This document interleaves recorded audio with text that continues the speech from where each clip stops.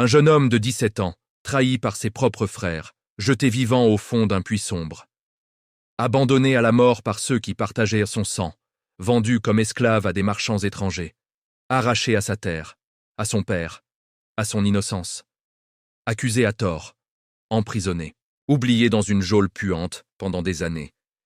Et pourtant, ce même homme finira par devenir le maître absolu de l'Égypte.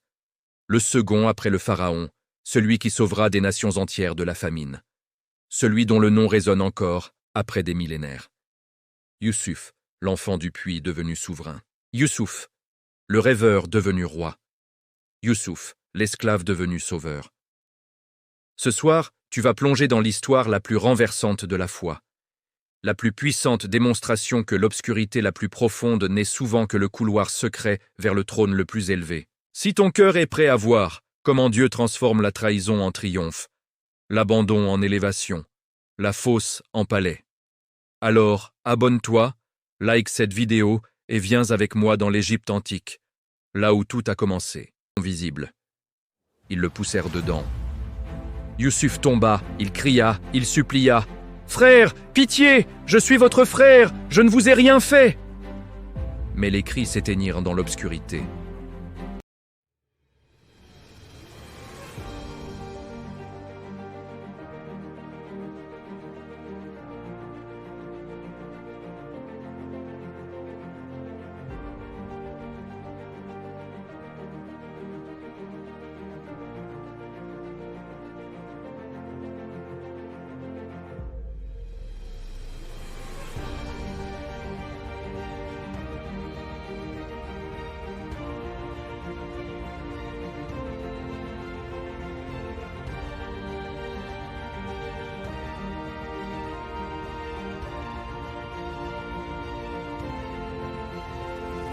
Les frères prirent l'argent.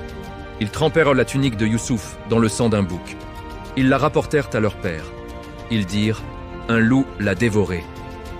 Yacoub prit la tunique. Il la serra contre son cœur. Il pleura. Il hurla. Il dit « Un loup l'a dévoré, mais mon cœur me dit qu'il est vivant. Mon cœur me dit qu'il souffre. Mon cœur me dit que Dieu a un plan. » Il tomba malade de chagrin. Il perdit presque la vue à force de pleurer.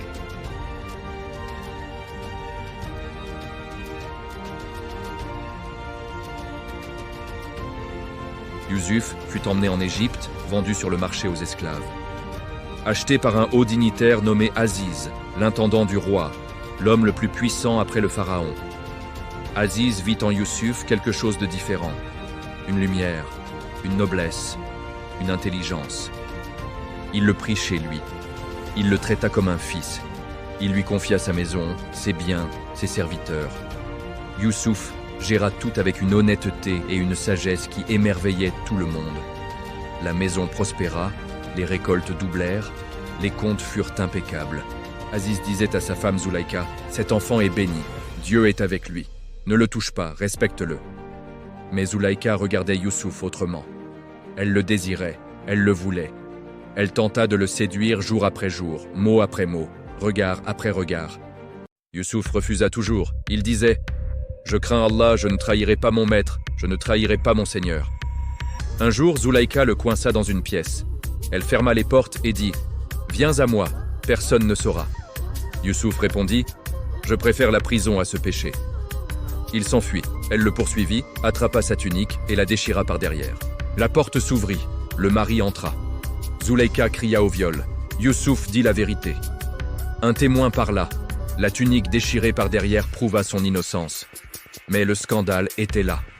Pour protéger l'honneur de sa femme, Aziz fit emprisonner Youssouf. Youssouf entra en prison. Innocent encore une fois, trahi encore une fois, abandonné encore une fois dans l'obscurité. Mais Dieu était avec lui, même dans la prison, même dans les chaînes, même dans le silence. Il allait transformer cette geôle en école, cette humiliation en élévation, cette injustice en marche vers le trône. Youssouf arrive en Égypte, les poignets liés, le regard encore marqué par la trahison de ses frères. Il est vendu sur le marché aux esclaves, comme un objet, comme une marchandise, pour une poignée de dirhams. Celui qui l'achète est un homme puissant, l'Aziz, l'intendant du roi, le chef des gardes du pharaon. Un homme riche, influent, respecté. Il regarde Youssouf, il voit un jeune homme droit, beau, intelligent. Il sent une lumière en lui et dit à ses serviteurs, « Cet enfant est béni, Dieu est avec lui. Je le prends chez moi, il sera comme un fils dans la maison de l'Aziz. » Youssouf commence une nouvelle vie. Il est esclave, mais on le traite avec honneur et respect. On lui donne des responsabilités, on lui confie la maison, les comptes, les serviteurs. Les récoltes, les entrepôts, tout ce qu'il touche prospère. Les champs donnent plus, les troupeaux se multiplient. Les affaires doublent. L'Aziz voit cela et dit à sa femme Zulaïka, « Regarde cet esclave. Dieu est avec lui, tout ce qu'il fait réussit. Respecte-le, ne le touche pas, il est précieux. » Mais Zulaïka voit Youssouf autrement. Elle voit sa beauté, sa noblesse, sa force tranquille. Elle le désire. Elle commence à le regarder avec des yeux de feu. Elle lui parle seule à seule, elle le frôle dans les couloirs, elle lui fait des avances claires. Youssouf baisse les yeux. Il répond toujours la même chose. « Je crains Allah, je ne trahirai pas mon maître. »« Je ne trahirai pas mon Seigneur. » Zulaïka insiste jour après jour. Elle devient plus audacieuse. Elle l'attire dans une pièce. Elle ferme les portes. Elle dit « Viens à moi. Personne ne saura. Nous sommes seuls. » Dans les fastes de l'Égypte ancienne, le jeune Youssouf, pur de cœur, fut confronté à une tentation inattendue. Zulaïka, dans sa fureur, déchira sa tunique alors qu'il cherchait à fuir. Au même instant, l'Aziz apparut. Elle l'accusa faussement, mais Youssouf, avec calme et vérité, affirma son innocence face à l'injustice. Un témoin révéla la vérité. La tunique déchirée par derrière prouvait la pureté de Youssouf. L'Aziz comprit, mais pour sauver les apparences, il ordonna l'emprisonnement de Youssouf. Ainsi, Youssouf fut jeté dans l'obscurité d'une cellule, enchaîné, victime d'une cruelle injustice. Malgré les murs moisis et les cris lointains, son âme restait sereine, sa foi inébranlable. Il s'agenouilla en prière, une lueur divine éclairant son visage, louant Dieu malgré son épreuve. Dans cette pénombre, il rencontra deux autres prisonniers, le sommelier et le boulanger, tourmentés par leurs songes. Le sommelier raconta son rêve. Une vigne, 3 grappes mûres, pressant le jus dans la coupe du roi. Puis le boulanger décrivit son rêve. 3 corbeilles de pain sur sa tête, des oiseaux picorant le pain. Youssouf, doté de la sagesse divine, interpréta leur destin avec une clarté troublante. Il annonça que le sommelier retrouverait sa place, tandis que le boulanger serait exécuté. 3 jours plus tard, ces paroles se réalisèrent. Le sommelier fut libéré, le boulanger emmené vers son sort. Youssouf demanda au sommelier de parler de lui au roi, mais l'oubli s'empara de l'esprit de l'homme libéré. Les années passèrent, Youssouf resta dans sa cellule, la poussière s'accumulant, sa barbe s'allongeant. Malgré l'isolement, sa confiance en Dieu ne faiblit jamais, une lumière d'espoir brillait toujours. Son histoire est un témoignage éternel de patience, de foi et de la puissance des songes. Le roi fait un rêve terrifiant. 7 vaches grasses mangées par 7 vaches maigres. 7 épis verts dévorés par 7 épis secs. Aucun devin ne comprend, aucun mage ne sait. Le sommelier se souvient soudain. Il dit au roi, « Il y a un jeune homme en prison, un Hébreu. Il m'a expliqué mon rêve, il dit la vérité, il comprend les songes. » Le roi ordonne, « Amenez-le-moi. » Youssouf sort de prison après 2 années d'oubli. Il se rase, il change de vêtements. Il entre devant le pharaon. Le pharaon dit, « J'ai fait un rêve et personne ne peut l'expliquer.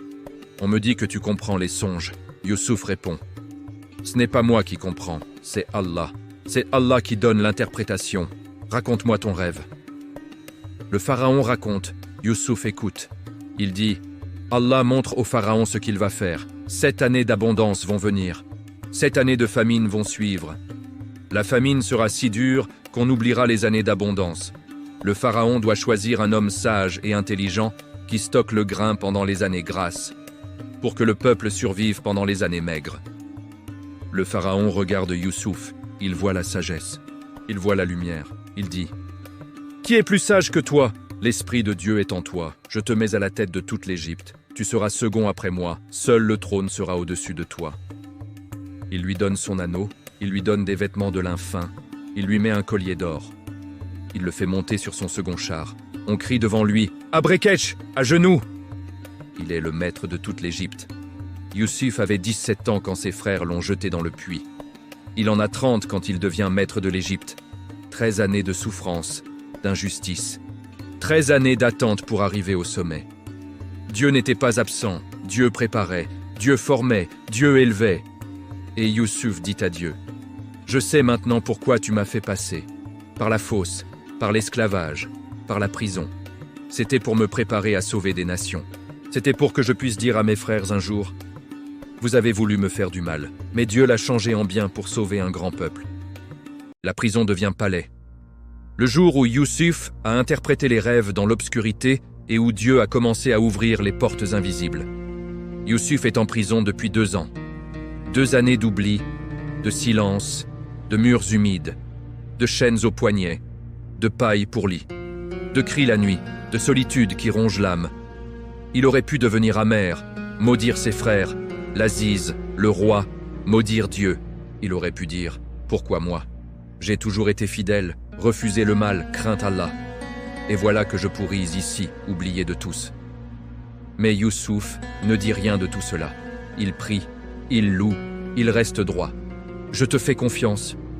Je reste fidèle, même dans la prison, même dans l'obscurité, même dans l'attente. » Dans cette prison, il rencontre 2 hommes, le sommelier du roi et le boulanger du roi. Ils ont été jetés là pour une faute grave. Ils sont tristes, désespérés. Une nuit, ils font chacun un rêve terrifiant. Le lendemain, ils sont pâles. Ils regardent Youssouf. Ils savent qu'il comprend les songes. Ils lui disent « Nous avons vu des rêves cette nuit, et nous savons que tu as l'intelligence des songes. Explique-nous. » Youssouf répond avec douceur « Les rêves viennent d'Allah. C'est lui qui donne l'interprétation. Racontez-moi sans crainte. » Le sommelier parle en premier. « J'ai vu un cep de vigne devant moi. 3 sarments sont sortis, ils ont fleuri, ils ont donné des grappes mûres. J'ai pris les grappes, j'ai pressé le jus dans la coupe du pharaon, et j'ai donné la coupe dans la main du pharaon. » Youssouf écoute attentivement. Il ferme les yeux un instant, puis il dit « Voici l'interprétation. Les 3 sarments sont 3 jours. Dans 3 jours, le pharaon te rétablira dans ta fonction. Tu remettras la coupe dans sa main comme avant. Quand tu seras sorti, souviens-toi de moi. Parle de moi au pharaon. Dis-lui que je suis ici injustement, que je n'ai rien fait. » Le sommelier, libéré, oublia Youssouf. Mais la foi de Youssouf ne faiblit pas, même dans l'attente prolongée. Le sommelier promet « Je parlerai de toi, je ne t'oublierai pas. » Le boulanger parle à son tour, avec la voix tremblante. « J'ai vu 3 corbeilles de pain blanc sur ma tête. Dans la corbeille du haut, il y avait des pâtisseries pour le pharaon. Mais les oiseaux descendirent du ciel et mangeaient tout. » Youssouf écoute encore. Il ferme les yeux puis il dit « Voici l'interprétation. Les 3 corbeilles sont 3 jours. Dans 3 jours, le pharaon te fera couper la tête. Il te fera pendre à un bois. Et les oiseaux viendront manger ta chair. » 3 jours passent, exactement comme Youssouf l'avait annoncé. Le sommelier est libéré. Il retrouve sa place. Il donne à boire au pharaon. Le boulanger est exécuté. On lui coupe la tête, on le pend. Les oiseaux descendent et dévorent sa chair. Après des années de souffrance, Joseph s'éleva en Égypte, devenant un homme de grande sagesse et de pouvoir. Il prévit 7 années d'abondance, ordonnant la construction de greniers massifs pour stocker les récoltes. En tant que vizir, Joseph supervisait avec calme et autorité l'accumulation des provisions pour les temps à venir. Puis, la famine frappa la terre, comme Joseph l'avait prédit, apportant la désolation et la misère. Le bétail affaibli errait dans la poussière, et les visages des gens reflétèrent la faim et le désespoir. Joseph, pensif, observait la foule affamée qui affluait aux portes des entrepôts égyptiens. De Canaan, une caravane poussiéreuse approchait, portant les 10 frères de Joseph, hagards et repentants. Ils s'inclinèrent profondément devant le puissant vizir, ne reconnaissant pas leur propre frère. Joseph les regarda avec un mélange d'émotions intenses, le passé et le présent se heurtant en lui. Il les interrogea par un interprète dans une salle d'audience imposante. Les frères semblant terrifiés. Pour les tester, Joseph les accusa d'être des espions semant la confusion et la peur parmi eux. Il ordonna leur emprisonnement, une scène sombre derrière des barreaux, pour éprouver leur sincérité. Le troisième jour, Joseph posa ses conditions. L'un resterait otage, les autres devaient ramener Benjamin. Il se détourna d'eux, luttant contre ses larmes, son cœur déchiré par le passé et l'espoir de réconciliation. Le destin de Joseph et de ses frères était désormais lié, attendant le retour de Benjamin pour un dénouement. Dans l'Égypte ancienne, une histoire de trahison, de pardon et de retrouvailles familiales est sur le point de se dérouler. Joseph, autrefois vendu par ses frères, est devenu un puissant vizir, le second après Pharaon. La famine frappe la terre de Canaan, forçant les frères de Joseph à venir en Égypte chercher du grain. Ils ne reconnaissent pas leurs frères, mais Joseph, lui, les identifie immédiatement. Un silence pesant s'installe. Les frères parlent entre eux en hébreu, se remémorant leurs péchés passés contre le jeune Joseph. Ruben, l'aîné, les confronte, rappelant leur cruauté envers leurs frères disparus. Entendant leurs remords, Joseph est submergé par l'émotion. Il doit se retirer un instant. Derrière le rideau, il pleure en silence, le poids des années et des souvenirs l'envahissant. Il se lave le visage, reprenant son masque de sévérité avant de revenir vers eux. Pour tester leur cœur, Joseph ordonne l'emprisonnement de Siméon, sous les yeux terrifiés des autres. Les frères repartent, le cœur lourd, avec le grain. Mais une surprise les attend sur le chemin du retour. En ouvrant son sac pour nourrir son âne, l'un d'eux découvre l'argent qu'ils avaient à payer, mystérieusement remis. La peur s'empare d'eux. Ils se regardent, tremblants, craignant la colère divine ou une nouvelle accusation. De retour chez eux, ils racontent tout à leur père Jacob, qui est dévasté par la nouvelle. Ils refusent catégoriquement de laisser partir Benjamin, son dernier fils de Rachel, craignant de le perdre aussi. La famine s'aggrave, la terre est aride, les réserves s'épuisent, le désespoir grandit. Finalement, face à la faim, Jacob cède, priant Dieu de protéger ses fils dans ce périlleux voyage. Les frères retournent en Égypte, cette fois avec Benjamin, le cœur rempli d'appréhension. Joseph aperçoit son jeune frère Benjamin. Une vague d'émotion le submerge, le bouleversant profondément. L'intendant les rassure et, à leur grande surprise, leur amène Siméon, libéré de sa prison. Joseph arrive pour le festin de midi. Ses frères s'inclinent profondément devant lui, respectueux. Il les interroge sur la santé de leur père, son cœur rempli d'un mélange d'amour et de douleur. Il bénit Benjamin, puis, submergé, s'enfuit dans sa chambre pour pleurer à nouveau en secret. Le repas est servi, mais sur des tables séparées, Égyptiens et Hébreux ne pouvant manger ensemble. Joseph assoit ses frères par ordre d'âge exact, les laissant stupéfaits par sa connaissance. La portion de Benjamin est 5 fois plus grande, un signe de faveur qui les intrigue. Ils boivent et se réjouissent, ignorant le basculement du lendemain, la prochaine épreuve qui les attend. Cette histoire de Joseph et ses frères est un témoignage intemporel de la rédemption et de l'amour familial. Youssouf,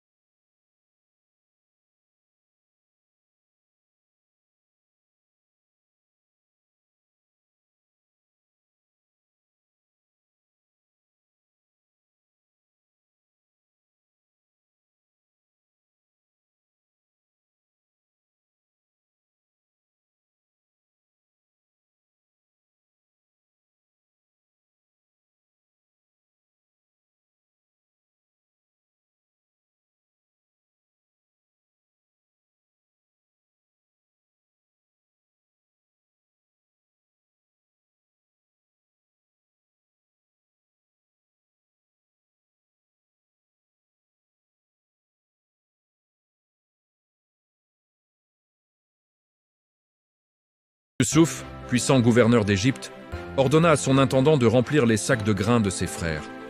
Il demanda aussi de remettre leur argent et de cacher sa coupe d'argent personnelle dans le sac de Benjamin. Le lendemain, les frères quittèrent la ville, le cœur léger, ignorant le piège qui les attendait. Mais leur voyage fut brusquement interrompu. Des gardes royaux les rattrapèrent sur la route du désert. Les gardes commencèrent à fouiller les sacs, créant une tension palpable parmi les frères. À l'horreur de tous, la coupe d'argent fut découverte dans le sac de Benjamin. De retour au palais, les frères se jetèrent à terre devant Youssouf, le cœur lourd de désespoir. Youssouf déclara que seul Benjamin, le coupable, deviendrait son esclave. Judas s'avança, livrant un plaidoyer poignant, offrant de prendre la place de Benjamin. Il expliqua que leur père Yacoub mourrait de chagrin si Benjamin ne revenait pas. Ému par la dévotion de Judas, Youssouf fit sortir tout le monde, ne gardant que ses frères. Il éclata en sanglots, le son de sa douleur atteignant même la maison de Pharaon. Puis il prononça les mots qui changèrent tout. « Je suis Youssouf, votre frère. » Leur visage reflétait un mélange de joie, de peur et de honte face à cette révélation inattendue. Youssouf les consola, expliquant que Dieu l'avait envoyé en Égypte pour sauver des vies de la famine. Il leur offrit des vêtements, de l'argent et des vivres pour le voyage de retour. Youssouf insista pour qu'ils ramènent leur père Yacoub en Égypte, dans le pays de Goshen. Les frères partirent, leurs chars chargés de cadeaux et de nourriture, le cœur rempli d'une joie nouvelle. Ils arrivèrent chez Yacoub, annonçant la nouvelle incroyable. Youssouf vit, il est gouverneur d'Égypte. Yacoub, d'abord sans voix, sentit la vie revenir dans son regard, une étincelle d'espoir ravivée. Il déclara « J'irai le voir avant de mourir ». La famille était enfin réunie par le pardon. « Pardon, je ferai tout ». Il se jette presque sur le divan où elle est allongée. Le roi revient à cet instant précis. Il voit Haman sur Esther. Il hurle « Va-t-il même violer la reine chez moi, dans le palais ?» Les gardes se jettent sur Haman. Ils lui couvrent le visage. Un eunuque dit « Ô roi, Haman a fait dresser une potence de 50 coudées pour Mardochée, celui qui a sauvé ta vie. » Elle était dans la maison d'Haman. Le roi dit d'une voix de glace « Pendez-le dessus !» Haman est traîné dehors, il hurle, il supplie, il pleure, mais personne ne l'écoute. Il est pendu sur la potence qu'il avait préparée pour Mardochée. Le roi se calme. Il donne son anneau à Mardochée. Il donne la maison d'Haman à Esther. Esther donne la gestion à Mardochée. Mais le décret reste. La loi perse ne peut être annulée. Esther pleure aux pieds du roi. Elle dit « Ô roi, si cela te plaît, annule le mal d'Haman contre les Juifs. Comment pourrais-je voir la mort de mon peuple ?»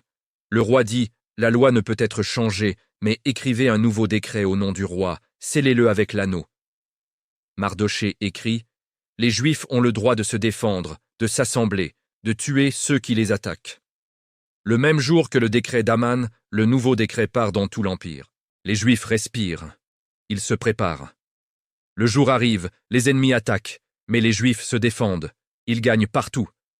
À Suse, 500 ennemis tombent le premier jour, dont les 10 fils d'Haman. Esther demande un jour de plus à Suse. Le roi accepte. Le lendemain, 300 de plus. Dans les provinces, 75 000 ennemis sont vaincus. Mais les Juifs ne prennent pas les biens. Ils ne pilent pas. Ils se défendent, ils ne se vengent pas par avidité. Seulement par justice, seulement pour survivre. La joie explose. Les Juifs fêtent. Ils envoient des cadeaux. Ils donnent aux pauvres. Ils instituent Pourim pour toujours, le 14e et le 15e jour d'Adar, pour se souvenir que ce qui était marqué pour la mort est devenu jour de vie. Ce qui était deuil est devenu joie. Ce qui était larmes est devenu rire. Mardochée devient second du roi. Il cherche le bien de son peuple. Esther reste reine, mais plus importante encore, sauveuse. Dieu n'a jamais parlé dans le livre d'Esther. Son nom n'apparaît même pas. Mais il est partout, dans chaque hasard, dans chaque silence, dans chaque courage. Il a pris une orpheline cachée et l'a mise sur un trône. Il a pris un décret de mort et l'a transformé en victoire. Il a pris un méchant et l'a pendu à sa propre potence. Ce qui était destiné à la destruction, Dieu l'a utilisé pour la salvation. Et aujourd'hui, il fait la même chose avec toi. Ce que tu vis n'est pas ta fin, c'est ton moment, Esther. C'est ton banquet, c'est ton courage, c'est ta victoire. Reste fidèle, reste en prière, reste dans la confiance.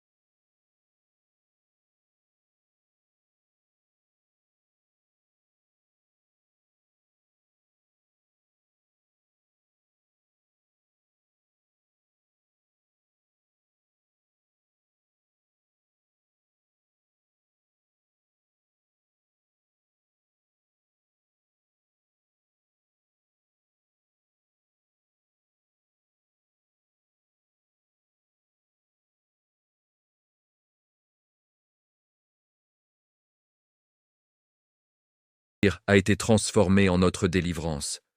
Depuis ce jour, chaque année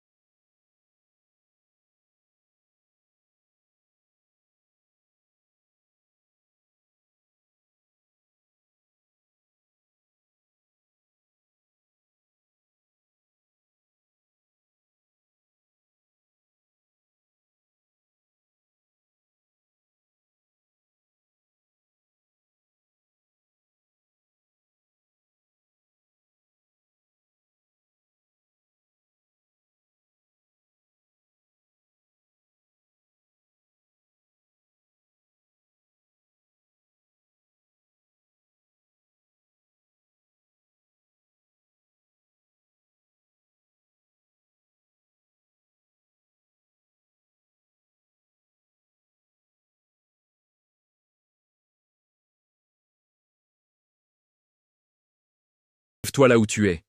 Lève les mains et fais cette déclaration avec moi, Seigneur. Je suis dans mon moment. Esther, je suis dans ma nuit la plus noire, mais je sais que tu es là. Je sais que tu comptes mes larmes. Je sais que tu prépares ma victoire. Je déclare que tout décret de mort contre moi est annulé. Je déclare que toute potence préparée contre moi se retournera contre mes ennemis. Je déclare que ma famine devient abondance, que ma prison devient palais, que ma trahison devient élévation, que mon deuil devient joie. Je déclare que je marche dans la victoire que Jésus a déjà remportée pour moi. Je déclare que mon histoire n'est pas finie, elle ne fait que commencer. Maintenant, lève-toi là où tu es. Lève les mains et fais cette déclaration avec moi, Seigneur. Je suis dans mon moment. Esther, je suis dans ma nuit la plus noire, mais je sais que tu es là. Je sais que tu comptes mes larmes. Je sais que tu prépares ma victoire. Je déclare que tout décret de mort contre moi est annulé. Je déclare que toute potence préparée contre moi se retournera contre mes ennemis. Je déclare que ma famine devient abondance, que ma prison devient palais, que ma trahison devient élévation, que mon deuil devient joie. Je déclare que je marche dans la victoire que Jésus a déjà remportée pour moi. Je déclare que mon histoire n'est pas finie. Elle ne fait que commencer. Il y a 22 ans, une trahison cruelle déchira une famille. Le jeune Youssouf fut jeté dans une fosse sombre. Sa tunique multicolore, tachée de sang, fut rapportée à son père, Yacoub, le plongeant dans un deuil inconsolable. Yacoub, vieilli et aveugle, pleure dans sa tente. Mais le destin avait d'autres plans. De l'obscurité de la fosse, Youssouf s'éleva. Guidé par la providence divine, en Égypte, il devint Zaphénat Panéa, un puissant gouverneur, paré d'or et de lin fin. Son regard, bien que royal, portait le poids d'un passé lointain, d'une famille brisée qu'il n'avait jamais oubliée.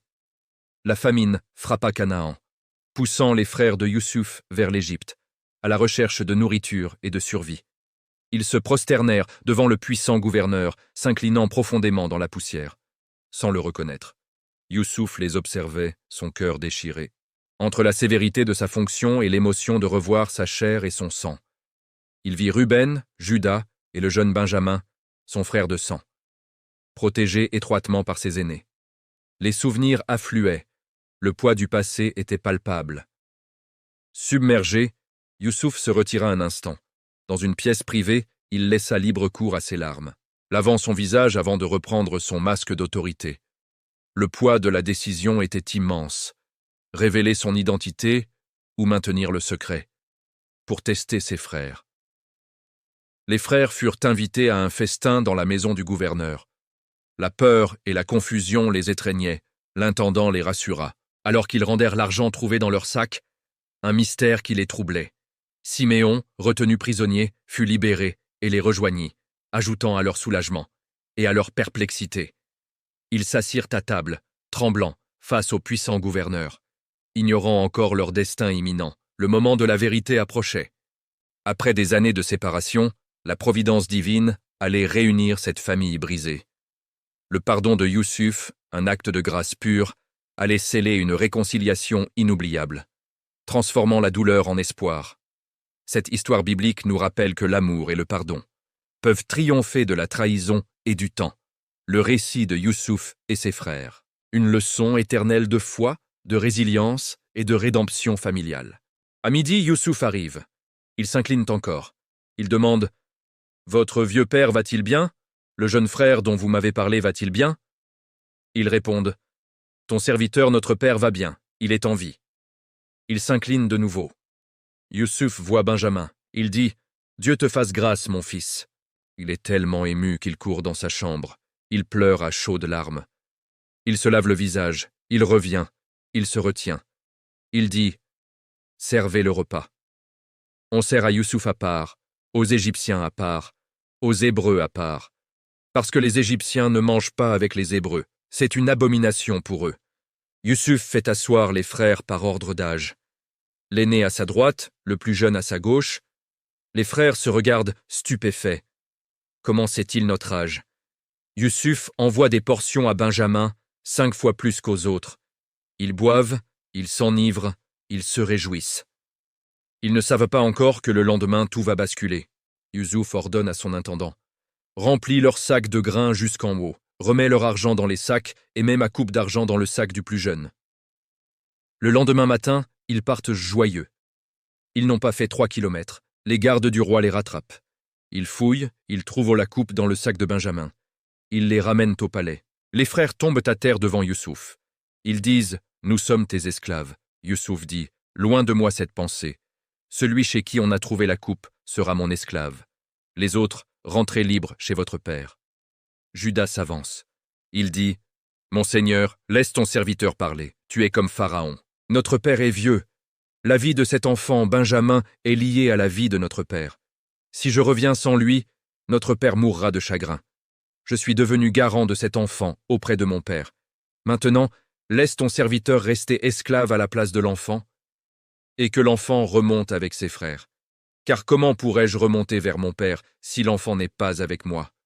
Je ne veux pas voir le malheur qui frappera mon père. » Youssouf écoute. Il ne peut plus se retenir. Il crie « Faites sortir tout le monde !» Il reste seul avec ses frères. Il pleure à haute voix. Les Égyptiens entendent. La maison du Pharaon entend. Il dit à ses frères « Je suis Youssouf, votre frère que vous avez vendu en Égypte. Maintenant, ne vous affligez pas, ne vous fâchez pas contre vous-même, car c'est pour la vie que Dieu m'a envoyé devant vous. Ce n'est donc pas vous qui m'avez envoyé ici, c'est Dieu. Hâtez-vous de remonter vers mon père, dites-lui. Ton fils Youssouf dit « Dieu m'a établi seigneur de toute l'Égypte.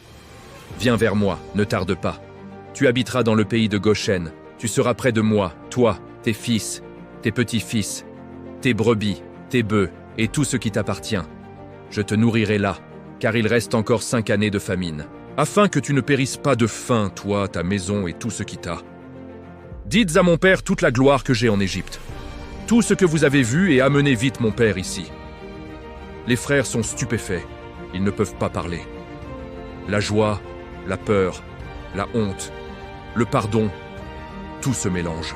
Youssouf les rassure, il les embrasse. Il dit « Dieu m'a envoyé devant vous pour vous sauver la vie. Vous avez voulu me faire du mal, mais Dieu l'a changé en bien pour accomplir ce qui se réalise aujourd'hui, pour sauver un grand peuple. Maintenant, ne craignez rien, je vous entretiendrai vous et vos enfants. » Il les fait monter sur des chars, il leur donne des vêtements. À Benjamin, 300 pièces d'argent et 5 habits. À son père, il envoie 20 ânes chargés des meilleures choses d'Égypte, 10 ânes chargés de blé, de pain, de nourriture pour le voyage. Il les renvoie, il dit « Ne vous querellez pas en chemin. » Les frères remontent chez leur père, ils disent « Youssouf vit, il est gouverneur de toute l'Égypte. » Yacoub reste sans voix, son cœur s'arrête. Puis il dit « C'est assez, mon fils Youssouf est encore vivant. J'irai le voir avant de mourir. » 22 années s'étaient écoulées, lourdes de douleur et de mystère. Le souvenir de la fosse, de la tunique tachée, hantait encore les cœurs. Loin de là, le vieux Yacoub, les yeux voilés par les larmes et le temps, espérait toujours, son âme brisée par l'absence de son fils bien-aimé. En Égypte, Youssouf avait gravi les échelons, devenant Zaphénat Panéa, un homme de pouvoir, portant l'anneau du pharaon et des parures d'or. Pourtant, malgré sa gloire, une mélancolie profonde habitait son regard alors qu'il observait ses 2 fils, un secret lourd sur son cœur. La famine s'abattait sur le pays, la terre craquelée et desséchée, menaçant la survie de tous, sauf de l'Égypte préparée. Grâce à la sagesse de Youssouf, les silos égyptiens débordèrent de grains, un havre de survie au milieu de la désolation. C'est alors que ses frères, poussés par la faim, arrivèrent en Égypte, cherchant du secours, ignorant le destin qui les attendait. Ils s'inclinèrent humblement devant le puissant gouverneur, sans reconnaître en lui le frère qu'ils avaient jadis trahi. Youssouf, lui, les reconnut instantanément. Son regard s'attarda sur Ruben, Juda et surtout sur Benjamin, son jeune frère. Submergé par l'émotion, il se détourna un instant, essuyant une larme secrète, avant de reprendre son masque de dignitaire. Il revint vers eux, le visage sévère, ordonnant qu'on les conduise à sa maison pour un festin, semant la confusion parmi eux. Terrifiés à l'idée d'être accusés de vol, les frères furent introduits dans la demeure, leur anxiété palpable. L'intendant les rassura, mais la tension restait palpable alors qu'ils se préparaient pour le repas. À leur grande stupeur, Youssouf les fit asseoir selon leur âge, du plus âgé au plus jeune, un détail qu'ils ne pouvaient connaître. Puis, Benjamin reçut une portion 5 fois supérieure à celle de ses frères, un signe de faveur inattendu. Un gros plan sur le regard de Youssouf, fixant Benjamin avec une émotion contenue, son cœur déchiré entre son secret et son amour fraternel. Le repas se termina dans une joie apparente, l'ivresse masquant la tension, mais l'ombre du lendemain planait déjà. Youssouf préparait l'ultime test, celui qui mènerait au pardon ou à la révélation, au seuil d'un basculement décisif. Youssouf ordonne à son intendant « Remplis leurs sacs de grains jusqu'en haut, remets leur argent dans les sacs, et mets ma coupe d'argent dans le sac du plus jeune. » Le lendemain matin, ils partent joyeux.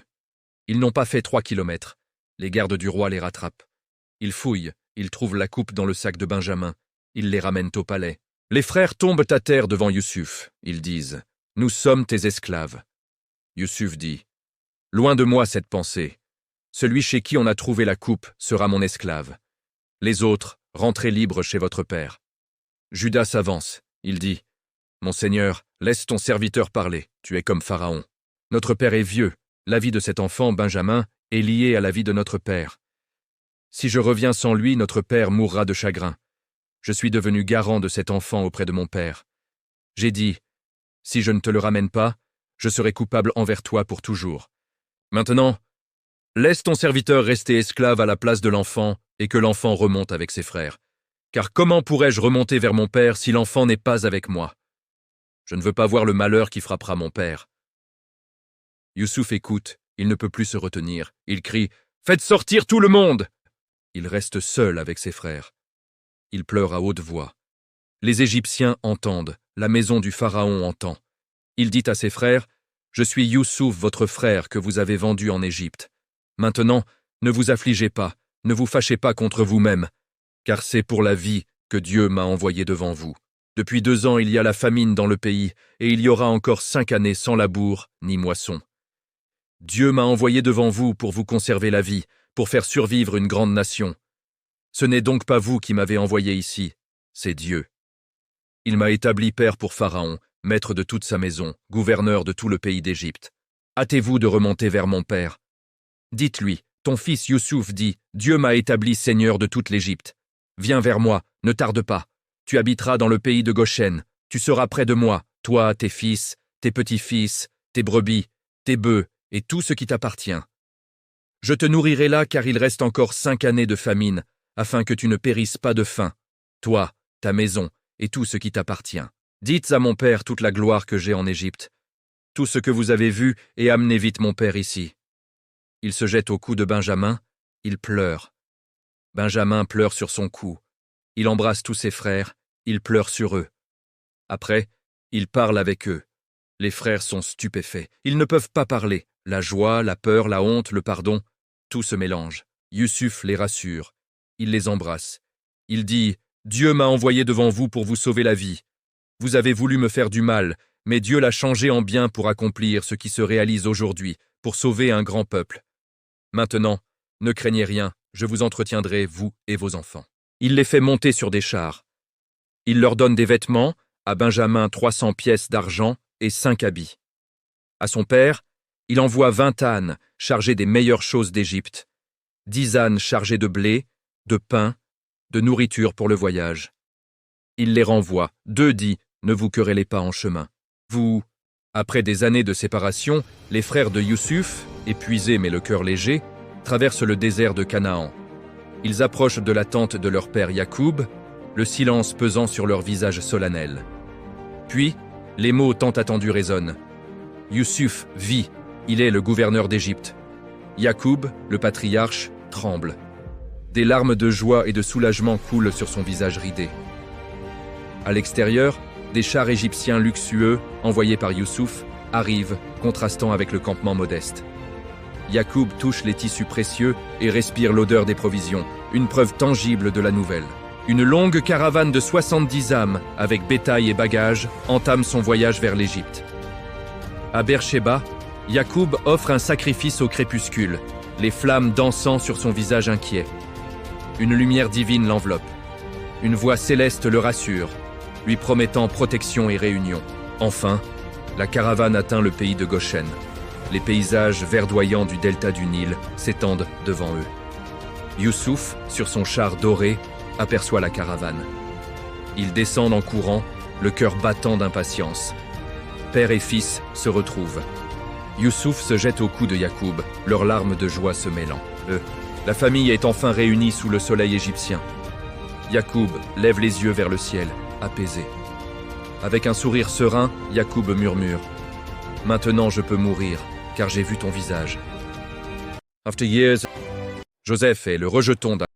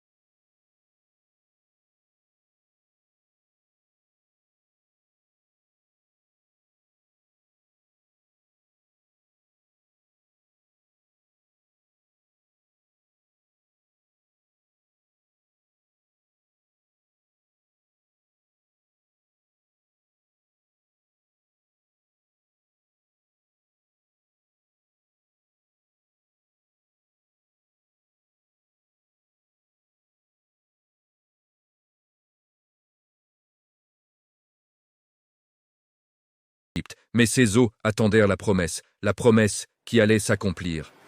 La sortie d'Égypte, l'Exode, la terre promise, la nation grande et puissante, tout ce que Dieu avait dit à Abraham, tout ce que Dieu avait juré.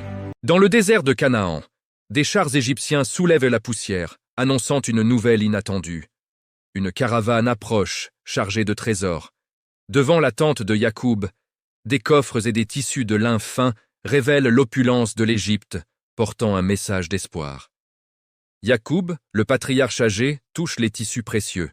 Ses mains tremblent, il respire l'odeur lointaine de l'Égypte et pleure de soulagement.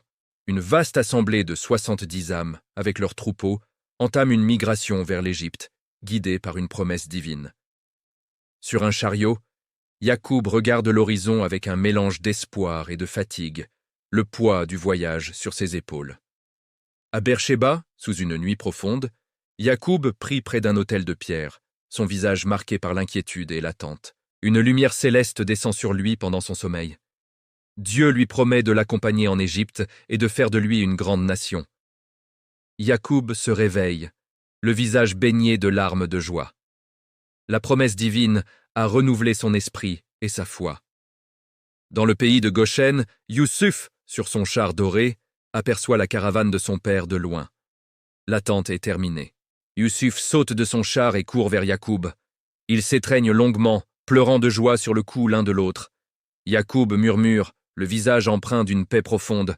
« Maintenant je peux mourir, j'ai vu ton visage. » La famille est réunie sous le soleil couchant de l'Égypte, une promesse divine accomplie, symbolisant la paix et l'éternité.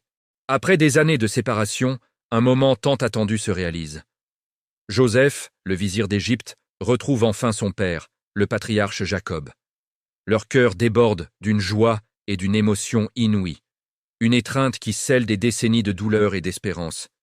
Joseph présente ensuite ses frères au puissant pharaon d'Égypte. Le souverain les accueille avec honneur, reconnaissant la valeur de Joseph. Les frères, des bergers, expliquent leur métier au pharaon. Le pharaon, impressionné, leur offre le meilleur des terres. Il les invite à s'installer dans le fertile pays de Goshen. Joseph installe sa famille, assurant leur prospérité en Égypte. Des années plus tard, Jacob, très âgé et affaibli, est alité. Il demande à bénir les deux fils de Joseph, Éphraïm et Manassé. Joseph les amène près de son père pour recevoir la bénédiction. Jacob pose ses mains sur leur tête, prêt à prophétiser. Mais il croise ses mains, plaçant sa droite sur le plus jeune, Éphraïm. Joseph tente de corriger la position, pensant à une erreur. Jacob refuse, expliquant que c'est une bénédiction divine. Il prophétise la grandeur future d'Éphraïm, surpassant Manassé. Jacob rassemble ensuite tous ses fils pour ses dernières paroles. Il bénit chacun d'eux, révélant leur destinée future. Pour Ruben, l'aîné, il évoque une force perdue, comme l'eau qui s'écoule.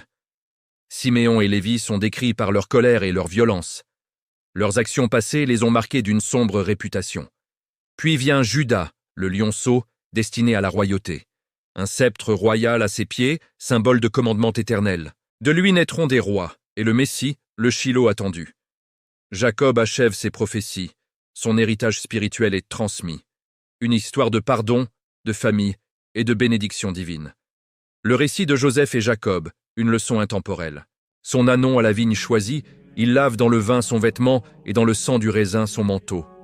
Ses yeux sont rouges de vin, ses dents blanches de lait. Il dit à Zabulon, « Zabulon habitera sur la côte de la mer, il sera sur le rivage des navires. Sa limite s'étendra jusqu'à Sidon. » Il dit à Issachar, « Issachar est un âne robuste qui se couche au milieu des parcs. Il voit que le repos est bon et que le pays est agréable. Il courbe son épaule sous le fardeau, il se soumet au travail. » Il dit à Dan, « Dan sera le juge de son peuple, comme l'une des tribus d'Israël. Dan sera un serpent sur le chemin, une vipère sur le sentier qui mord le talon du cheval. Et fait tomber à la renverse son cavalier. » Il dit à Gad, « Gad sera attaqué par des bandes, mais il les attaquera par derrière. » Il dit à Asher, « Asher aura une nourriture excellente et il fournira des mets royaux. » Il dit à Nephtali, « Nephtali est une biche lâchée qui produit de beaux faons. » Il dit à Joseph, « Joseph est le rejeton d'un arbre fertile, le rejeton d'un arbre fertile près d'une source. Ses branches s'élèvent au-dessus de la muraille. Ils l'ont provoqué, ils ont lancé des traits. Les archers l'ont poursuivi de leur haine. Mais son arc est demeuré ferme. Ses bras ont été fortifiés par les mains du puissant de Jacob. Il est devenu le berger, la pierre d'Israël, le Dieu de ton père qui sera ton aide.